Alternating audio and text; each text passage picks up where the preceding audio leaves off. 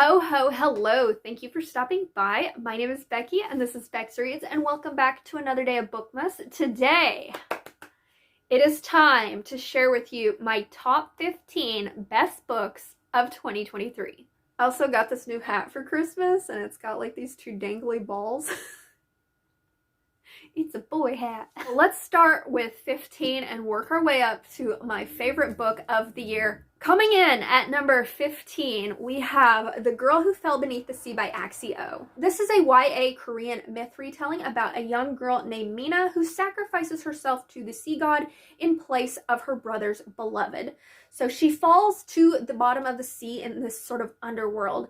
And there she ends up realizing that the sea god is asleep and it is affecting the land of the living. But there are certain people who want this sea god to stay asleep. But she ends up realizing that there is this string that is connecting her to the sea god. So she's traveling through this underwater world. She's trying to understand what her connection is to the sea god and how she can change things for the better. This was so whimsical, so imaginative, so colorful, and I just loved everything about this story.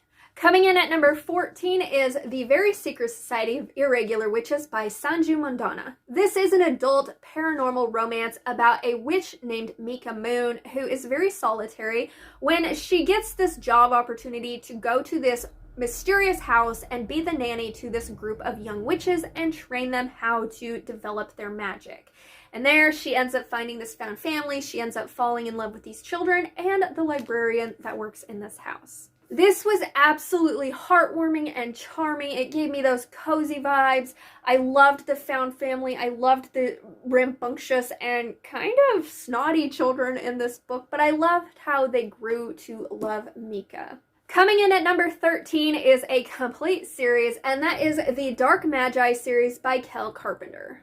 This is an adult dark fantasy romance about Quinn, who is rescued from slavery by Lazarus, who is a soul eater. He is a dark magi, and he is trying to reclaim his throne, but he needs Quinn's help because she has this specific talent that he needs in order to do this. So this entire 5-book series, you follow Quinn, Lazarus, and their band of people as they are traveling through this world. They are trying to get the help to bring forth Quinn's powers. They are fighting in battles. Quinn is developing her abilities and learning more about her past. This has become one of my favorite fantasy romance series just because of the expansive storyline and the slow burn romance that really takes its time to develop. The first book is Fortune Favors the Cruel. The second is Blessed Be the Wicked. The third is Twisted is the Crown, very dark. 4 is For King and Corruption. And 5 is Long Live the Soulless. So definitely check this out if you are looking for a fantasy romance series to read. Coming in at number 12 is Painted Scars by Neva Altej. This is an adult mafia romance. This is about Roman, who is the head of the mafia, and Nina, whose father owes Roman debts. So when he can't pay back his debts to Roman, Roman insists that he hand over his daughter in marriage instead, and he does this.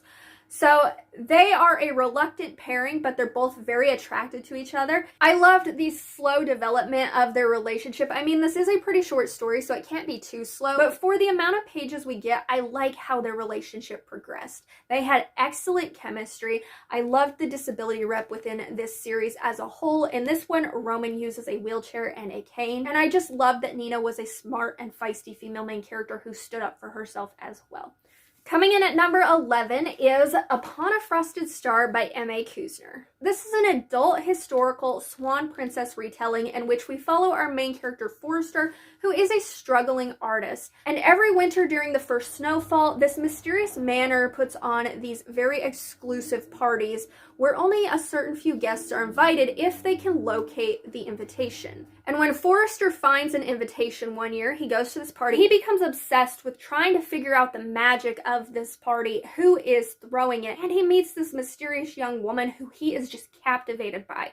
So we watch him every year as the first snowfall comes. He goes back to these parties. He tries to track down this mysterious girl. And in doing so, he ends up finding out that she's not entirely all human. She is cursed into the body of a swan until the first snow falls. And when it melts, she goes back into being the body of a swan. So if you have ever seen the cartoon movie A Swan Princess and enjoyed it, you definitely need to check this out because it's just an adult version of that. But I do want to warn you, do not expect a satisfying and happy ending from this book.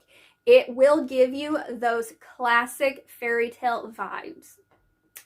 You've been warned. But it was so good.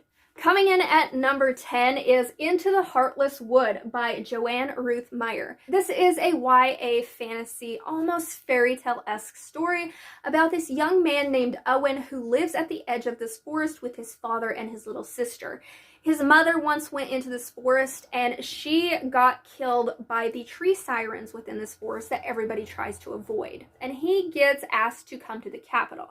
So he has to journey through these woods to get there, and his train gets ambushed by these tree sirens.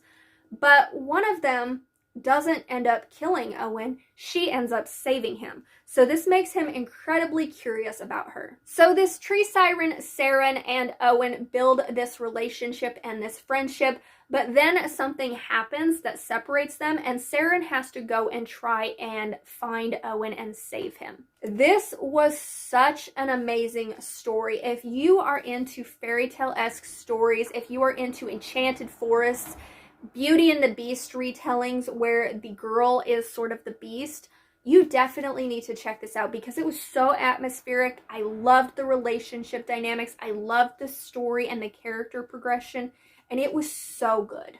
Coming in at number 9 is the All the King's Men duology by Kennedy Ryan. The first book being The Kingmaker, the second book being The Rebel King. This is an adult contemporary romance in which we follow Lennox and Maxim. They meet when Lennox is protesting a pipeline that Maxim's father is building through her reservation when she is just 17. They meet again in Amsterdam quite a few years later, and they start up this relationship, but Lennox doesn't know that Maxim is the son of a man that she hates. So it puts some strain on their relationship. They go their separate ways, but then they come back together, and that's where their romance really kicks off. This is such an amazing romance duology because it does talk about some real world issues such as missing and murdered Indigenous women, the injustices of minorities, family dynamics when you don't agree with the people in your family. It also deals a lot with politics because Maxim's brother is running for president and Lennox is his campaign manager. So if you are looking for an epic romance that spans 10 plus years with some older, more mature characters that handles some real world issues but not in like a condescending way, you definitely need to check out this series because this romance was so good. And it does have quite a bit of spice too. So if you're into that, you definitely need to read them. Coming in at number 8 is Twisted Love by Anna Wong. This is another adult contemporary romance. This is about Alex and Ava. Ava is in college and her older brother, who's very protective of her, is leaving to go to another country. So he sort of manipulates and blackmails Alex into watching over her and protecting her while he is away. So he moves in right next door to her, and throughout this book we see their relationship develop quite reluctantly. He is a very grumpy guy. He is a very morally gray character. He is a touch her and you die character.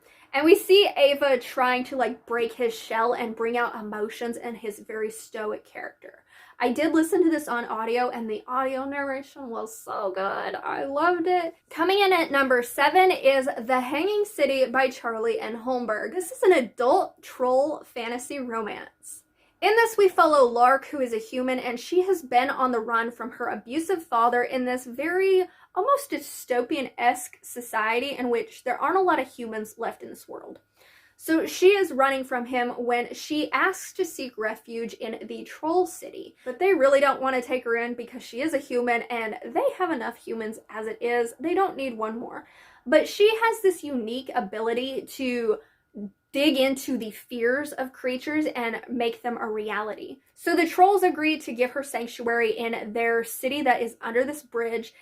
if she will use her abilities to keep the monsters that are even down deeper in this chasm away from their city. So throughout this story, we see her trying to survive in this troll city where humans are the lowest level of citizens. And there she makes friends with some of the trolls, and she actually ends up falling in love with the troll as well. This was such a unique fantasy romance, one, because it's trolls, and I haven't read any troll fantasy romance, so it had that going for it. Two, this is very low spice, so if you are looking for a low spice fantasy romance, here you go. It's friends to lovers, and this is a Three Billy Goats Gruff retelling as well, which is something I've never read a retelling of. Coming in at number 6 is The Teeth in the Tide by Rebecca F. Kenney. This is an adult mermaid fantasy romance. In this, we follow this merman named Rake, who is pretty much used as a breeder in the Deadly Mermaid Society, until one day these 3 Deadly Mermaid queens tell him that he has a son that he needs to raise to take his place someday. And Rake does not want this. He does not want his son to be used and abused the way that he has. So he sets out on this mission to try and find a way to get his son on land and get help from the humans. However, the humans on this land want nothing to do with mermaids. In fact, they're trying to kill them because their island is completely surrounded by these deadly mermaids, and anytime somebody goes into the water, they die. So it's going to be really difficult for Rake to find a human who is willing to help him. This is another fantasy romance that is so freaking unique, I tell you. First of all, we follow this single dad merman who is our main character. This does have some spice in it, and it does have a romance in it. It's just not the romance you think you would get, which again was so freaking unique. Usually with fantasy romance, you know where it's gonna go, but this one just threw me for a freaking loop. I loved the science fiction aspect that was also woven in here. Meanwhile, it's still a fantasy, and it was just so freaking good. I'm telling you, if you want a good, unique fantasy romance, please check this book out. Coming in at number 5 is another fantasy romance that I did not shut up about this year, and that is Master of Storms by Beck McMaster. This is another adult dragon shifter fantasy romance. This is the 5th book in the Legends of the Storm series by Beck McMaster, so I don't suggest starting with this one, but it was my favorite of the series. Marduk is the prince of one kingdom who went to Solveig's kingdom to pick amongst her and her sisters to be his mate. Solveig wanted nothing to do with him because she has grand plans of becoming the queen one day, and she knows that having another possessive dragon shifter as a mate is just going to ruin her plans. But when Marduk chooses her, she has no choice. They end up bonded, and then he fucking leaves her. He ghosts her, and she is pissed. So it starts off as this revenge where she is trying to track his ass down and make him pay for making her look like a weak fool. But once she tracks him down, they sort of have to enter into this fake relationship where they pretend like they have this strong, unshakable bond so that her kingdom can form an alliance with another kingdom. And as it goes, when you try to pretend, feelings get a little deeper. I loved the relationship dynamics between Marduk and Solveig because he has sort of an issue in which he isn't feeling the bond as strongly as she is, which is very unheard of in their society because it's always the males who feel the bond the strongest. So she doesn't understand why she's feeling it more than him, and so it's making her question whether or not he feels the same way. Meanwhile, he is besotted with this woman. He just has some things he has to work out, but he is willing to do whatever it takes to prove to her that yes, he is all in this relationship. I just loved this whole series. So if you're looking for another fantasy romance with a great overarching plot, great characters, a fated mate situation, dragons, please read this series. Coming in at number 4, we have What the River Knows by Isabel Ibanez. This is a YA historical fantasy set in Egypt. In this, we follow this young woman named Inez, whose parents are adventurers, and they have spent most of their life in Egypt trying to track down artifacts, and they've left Inez in Argentina with her family, so she hardly gets to see her parents. And just when she is about to muster up the courage to ask them if she can come along now that she is of age, her parents die. So she sets out to Cairo to meet this uncle who she's only met once in her life, who is now the trustee of her money. And when she gets there, her uncle is not the man who meets her, it is his associate, Whit. And Whit is told to put her back on the ship because her uncle doesn't want her anywhere near what happened to her parents. He doesn't want her to discover what happened with her parents. He doesn't want her caught up in what happened to her parents. But she is a stubborn young lady. She seeks adventure, and she is determined to find out the truth of what happened to her parents. So along the way, shenanigans ensues. A very tense sort of relationship develops between her and Whit. And she discovers some secrets about her parents along the way. I love this so much because I have always been fascinated by ancient Egyptian history and mythology. There's no real spice in this book, but you can feel the romantic tension between Inez and Whit. This does end on a cliffhanger. So if you're wanting to read this and you hate cliffhangers, maybe wait until the next book comes out. But oh my god, this was so good. It gave me all of the kind of nostalgia growing up, wanting to be an archaeologist, wanting to like explore pyramids and things like that. And while I've always been fascinated with Egypt, it's never been a place where I thought I would ever get to visit. I never in my wildest dreams thought I would ever get to see the pyramids. But at the time I read this book, I had actually started planning my Egypt vacation next year, and it made me so tearful, and it gave me all the emotions to see like this young me who never thought it was a possibility to now almost making it happen. And it mirrored Inez's character so much. It just had like a really profound emotional impact on me. And I think if you're somebody who loved The Mummy, if you love Indiana Jones, if you love action adventure and Egyptian history, you really need to read this book. Coming in at number 3 is Twisted Games by Anna Wong. We have a repeat author here. In this, we follow Bridget and Reese. Bridget is a princess of a kingdom, and Reese is her bodyguard. So, oh my god, Princess and the Bodyguard. I love it. Bridget is just happy being a dignitary for her country. She has no plans to be queen until something happens and she's forced into the role. She and Reese have sort of developed this romance and relationship. But once this happens, she can't be in a relationship with Reese because she has to marry somebody of noble blood, and he's not that. We see Reese's possessive side come out, and it's so good. This book made me laugh, it made me cry, it made me horny, it gave me all the fucking feels, okay?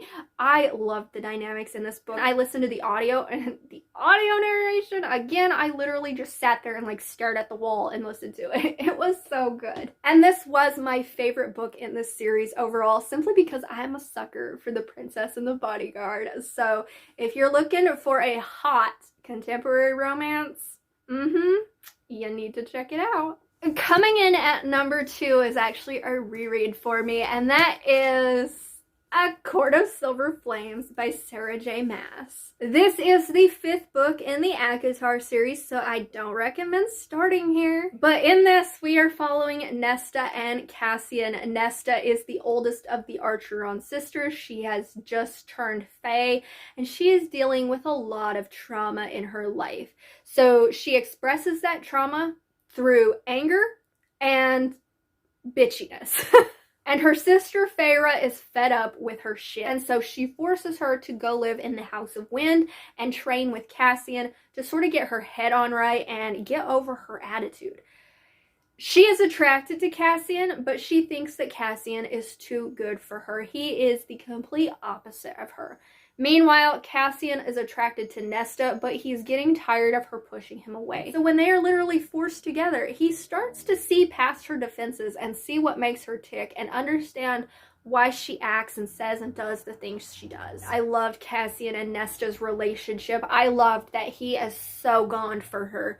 He is trying so hard to be the man that she needs. He will do anything for her. Meanwhile, he also wants her to do shit for herself and to come into this power that she has and realize what a badass, strong woman she is. Nesta is somebody who I didn't necessarily like within the first 4 books because she was such a bitch. But by the time you get to this and you see her point of view and you see what's going on inside her head, and you understand the events that got her to be the person she is, oh my god.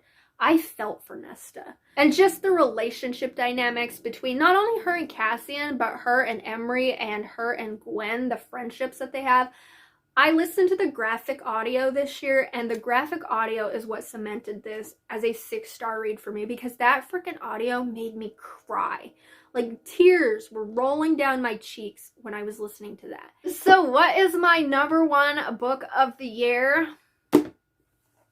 It is Strangelove by Anne Aguirre. This is an adult sci-fi alien romance. In this, we are following Xylar, who is kind of this robot-esque alien, and he is on a mission to find somebody to partake in these trials to see if they would be a good nest keeper for him, or a mate, essentially. And he ends up accidentally abducting Beryl and her dog from Earth. He has put in a translator for her and her dog so they can understand each other.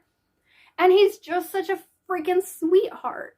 But once she lands on his planet, she meets his brother, who is trying to sway her to leave him behind and to sort of be his mate instead. And she's like, I don't know you. I haven't spent time with you. I don't trust you. And so this just makes Xylar fall in love with her even more. So these two slowly become attracted to each other. And there is some steam in this book, but because they have very different anatomies, it is so stinking sweet, because they really have to communicate with each other and talk through what they're feeling and thinking, because he has no idea what he is feeling is arousal for her. He just knows that things are happening in his body, and he doesn't know how to express it. The way that he treats the little dog as well, and he considers the dog to be their nestling and that they're enough of a family, melts your freaking heart. This is another one that I listened to on audio, and again, I just sat there and listened to it. Unlike A Court of Silver Flames, where I was just crying, I could not stop smiling when I was listening to this audiobook. I just had the biggest, goofiest grin on my face. Anytime something made me laugh, I literally had to like go on my Instagram and share it with people because it was so freaking cute. It's been a long time since a book has literally just made me smile nonstop. I couldn't help but make this my favorite book of the year because the world is a shitty place. And so for something to bring me this much joy, whew! So those were my top 15 books of 2023. Let me know down in the comments, have you read any of these? Have I convinced you to read any of these? Or let me know what your favorite book of 2023 was. But if you don't feel like commenting any of that, but would like to let me know that you made it to the end of this video, could you leave me a trophy emoji? Because all these books are winners. And with that, thank you so much for watching, and I will see you tomorrow for another Bookmas video. Bye!